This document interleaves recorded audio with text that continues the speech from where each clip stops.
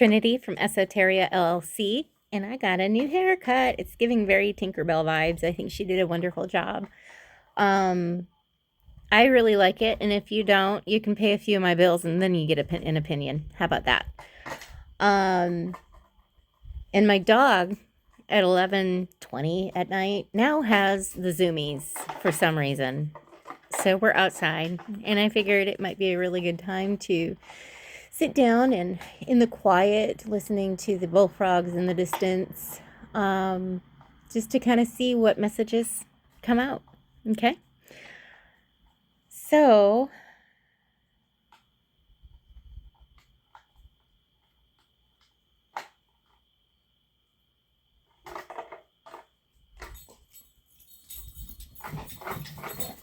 I told you she has the zoomies. She's obnoxiously loud.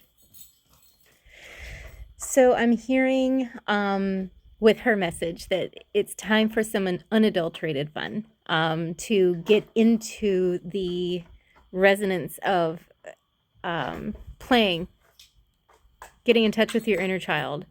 So that may be getting out and, actually, you know what? I just heard kinetic sand. And if you don't know what that is, look it up. It's spelled with a K, kinetic sand. It feels absolutely wonderful in the hands, and it's a very good sensory thing, and you can play with it. Kids absolutely love it. So it's a good project for you to, or good homework for you to get some kinetic sand or make some. There are recipes online, and then play with your children. So that's number one.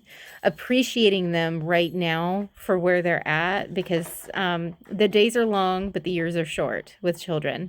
And the last thing that the Holy Spirit wants for you is for you to be at the end of your life regretting not spending time with them when they were little, because it really does fly by fast.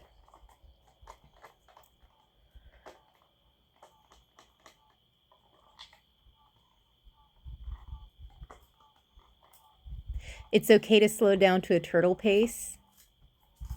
You will be provided for so long as you're taking the next right steps, so you don't need to worry about finances.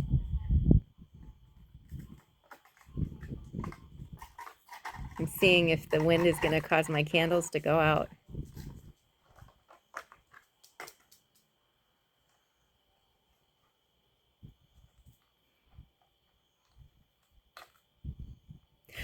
As I'm focusing on the flames in both of these, despite the wind, those flames get stronger. So that's a message of focusing on your passion. The more focus you can give to it, the less it will be disrupted by outside influences, just like the flames in these candles.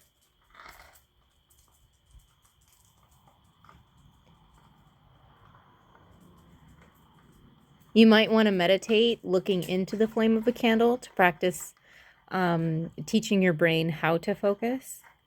Focus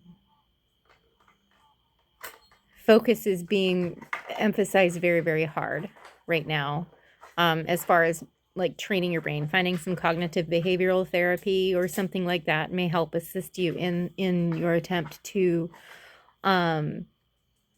be able to focus. And that's a skill. I'm hearing that is a skill you build. And if you want that muscle to get strong, you need to work it. And so, and it's very easy. We've almost taught our brains to have ADHD. I think it's actually, in my opinion, a little over diagnosed. I was diagnosed younger, before we had all of the social media and everything. And so I'm not sure how anybody can focus on anything long term. But it does impact me. So if you're struggling with that, know that you are in good company. And the ability to focus is something that can be trained. Your ADHD may not, if this is resonating and you do have ADHD, it will not be cured, but it will be greatly helped. The symptoms will be very alleviated by taking the time and focusing through meditation, specifically on a flame or a reflection, I'm hearing.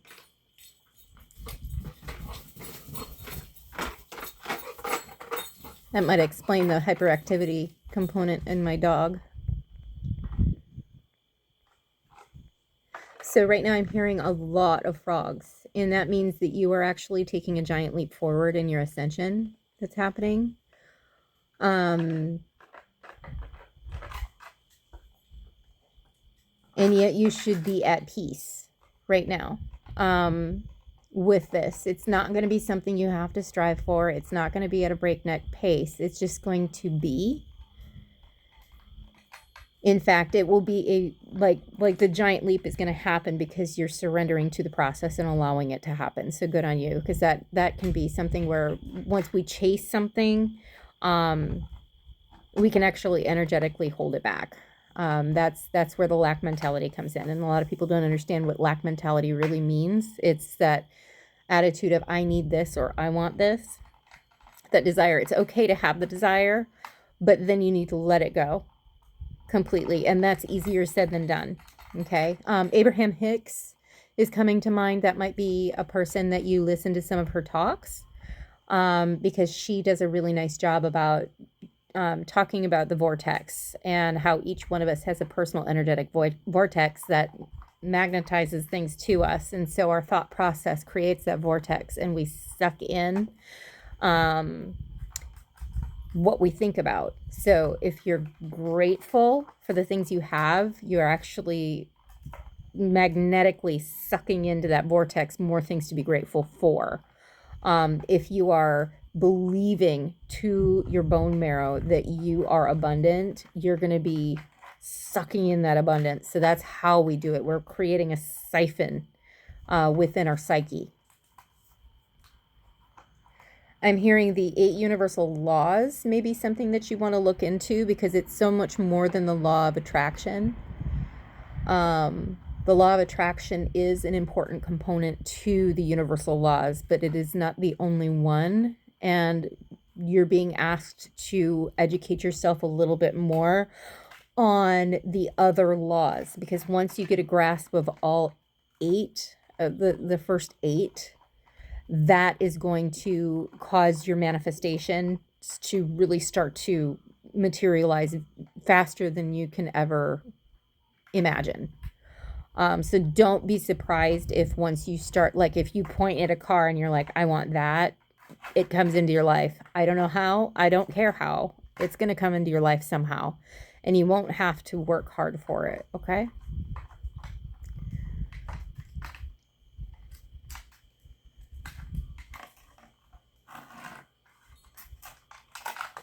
I'm hearing be careful what you eat. Having good nutrition and having a clean body. So not eating a lot of processed foods is going to be very helpful to you.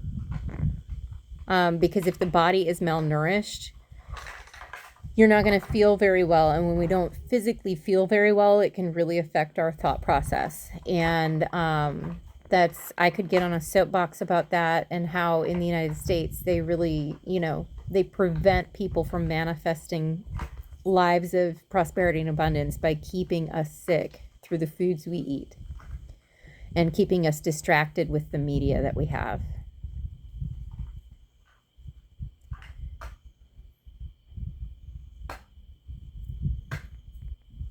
Luna.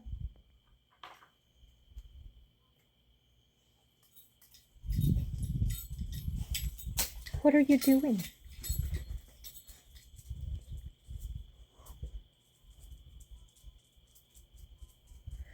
If you're struggling to do that next step that you're being asked to do, as far as like if you're in recovery and you're being asked, this is the next step we want you to take. If you're struggling to do that, know that this is a matter of them wanting you to, hold on.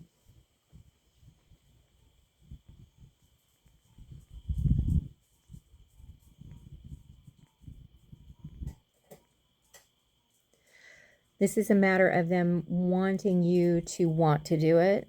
So try and get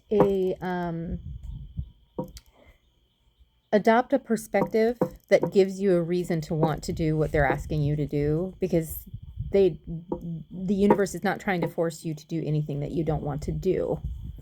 And surrendering to things that, like, if you're being asked to, let's say, do dishes, focus on the how good you'll feel after they are done. I apologize for my doggies. That I've got one old one and one younger one, and the younger one wants to play and the older one is just sick of her crap. Is what it boils down to. That may be something that's happening in your own life. You may have someone who, is trying to engage with you and you're just over their shenanigans. It is okay to set boundaries up and tell them no and stick with it, okay?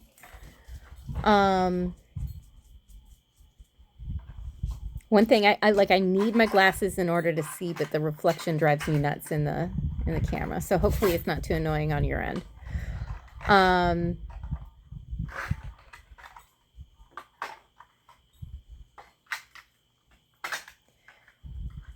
Know that if you surrender to doing that next task, you're going to have like reinforcement in the form of a blessing on the other side of it. So if you need to use that as like one of those transcendental carrot on a stick type thing, that may help you be motivated into getting things done.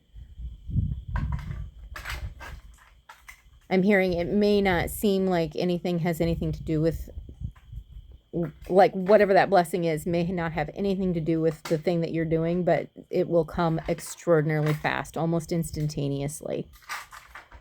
Like, you may get a phone call from someone you haven't heard from in a really long time, and you have a really great conversation afterward. Or you may get a job opportunity that you weren't expecting right afterward. And it was like making your bed that morning.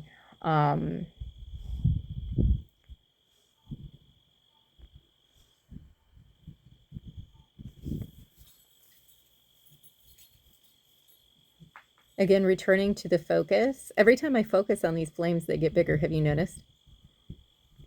I'm a witch. Proof of my powers. Whoa. So I promise I'm a good witch. I don't do anything that goes against another person's free will.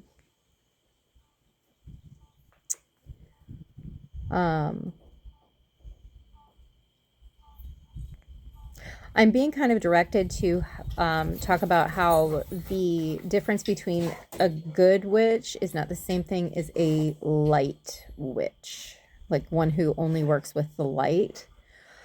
A good witch is a witch who still has boundaries and isn't like, it's the whole, speak softly but carry a big stick. Like, don't be afraid to stand up for yourself if you need to. And that may be something that's applicable to you. You may struggle with boundaries. You may struggle with people pleasing. Boundaries actually turn us into much better people. They really, really do. I promise you, that is the key to a lot of this, is boundaries. Not just internal boundaries, but external boundaries as well.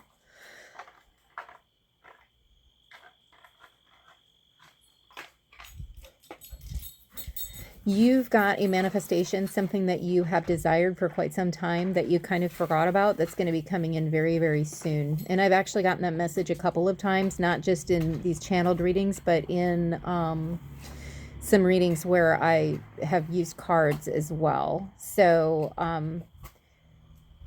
it is imminent. I'm hearing this June is when it's going to happen. And if you believe that, that is an activation for you. I've actually activated that to happen. So believe it and it will happen. But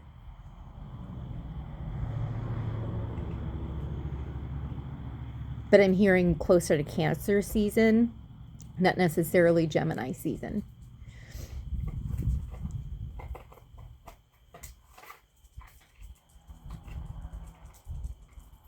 And this is, again, another message that I've been getting lately, is that you have been doing so much work that pretty soon the fruits of your labor are going to be shown to the public. Like, people are going to see the fruits of everything that you've been working toward, and they won't be able to deny that you have been doing the work.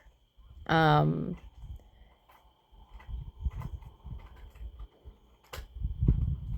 I'm hearing you're going to have a big, bountiful harvest. Once you have that harvest, don't get complacent and let it rot. Make sure that you're really enjoying it, which also means that you have the responsibility of doing something with it as well. So a good example is when you're gardening, if you have like a ton of tomatoes, it can be really easy for us to, let some go to waste. Try not to let that happen. Give it to other people. Take your bounty and gift it to other people. So, like people who can't necessarily grow their own food or don't have access to healthy food. And that is a metaphor for whatever. Another metaphor will be, once you are gifted more, build a longer table, not a higher fence. The act of giving is really the key and lock mechanism that will help attract more and more to you, because you can be trusted to help your fellows within your community. With that, Spirit knows that you're not going to be selfish with it when you do that, or wasteful.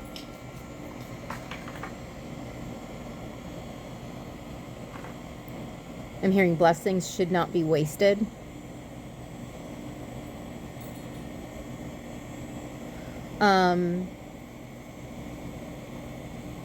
Something about watermelon. I'm not quite sure. What is it about watermelon?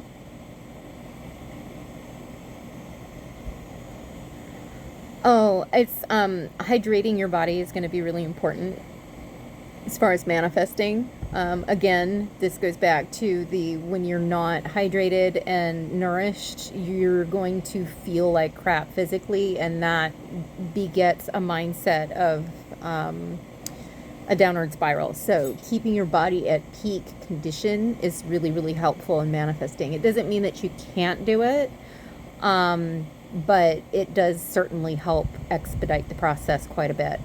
Also, getting physically active moves the chi in the body, and so you're being asked to get physically active. It does not mean that you need to join the gym. Just go for a walk.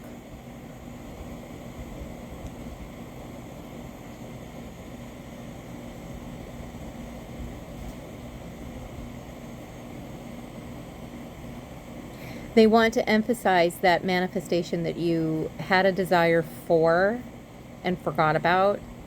It's going to be a really good surprise for you.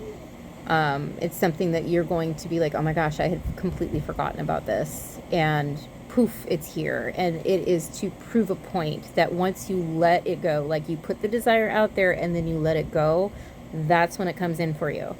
That is the lesson in this. And so Spirit would like you to take that lesson and apply it to your other manifestations that you're trying to bring in.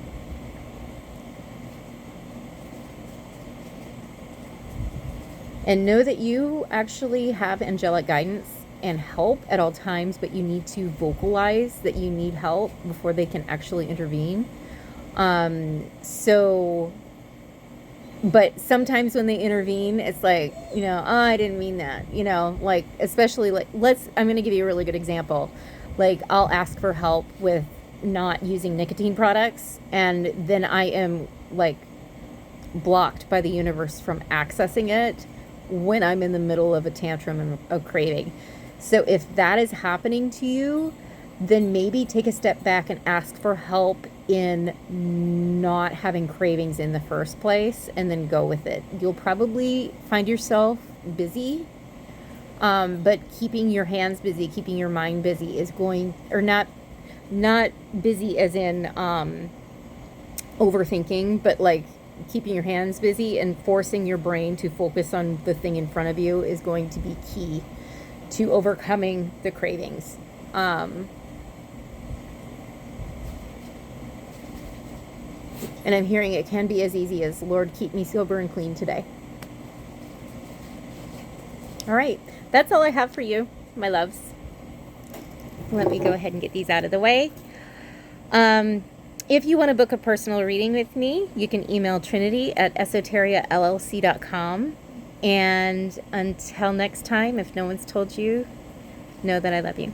Take care.